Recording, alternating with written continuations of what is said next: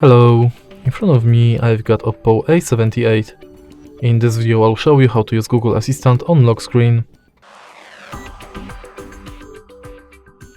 In the beginning, let's go to Google app.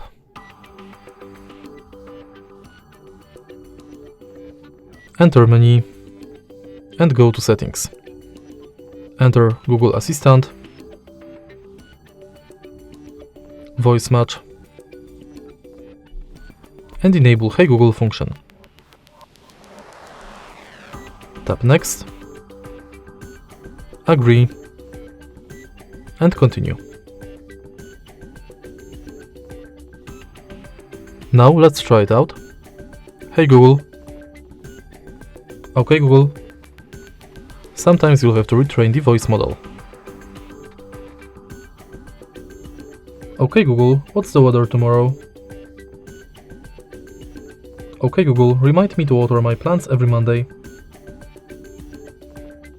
Hey Google, make a call.